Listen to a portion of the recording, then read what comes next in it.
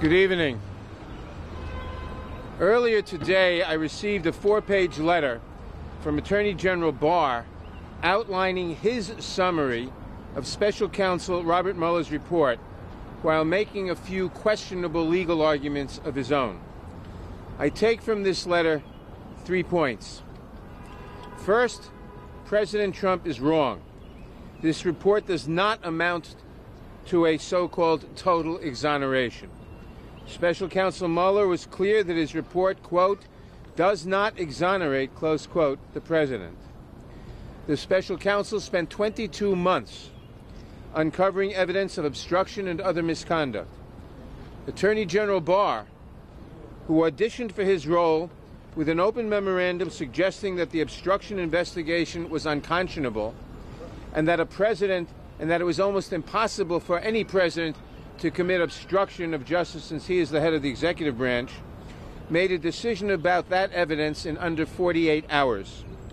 His conclusions raise more questions than they answer, given the fact that Mueller uncovered evidence that, in his own words, does not exonerate the president. It is unconscionable that President Trump would try to spin the special counsel's findings as if his conduct was remotely acceptable. Second, given these questions, it is imperative that the Attorney General release the full report and the underlying evidence.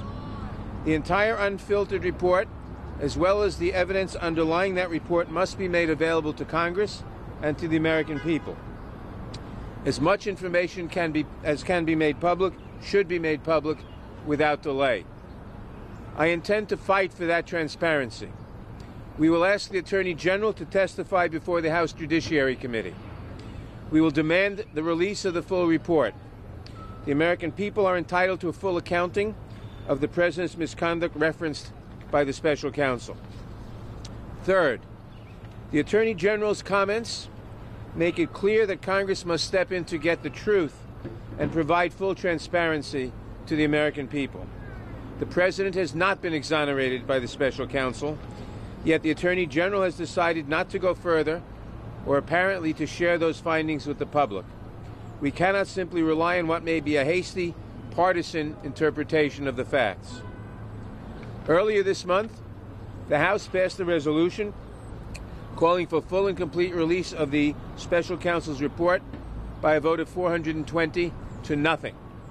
We now call on the Attorney General to honor that request, to release the report and the underlying evidence, and to appear before the Judiciary Committee to answer our questions without delay.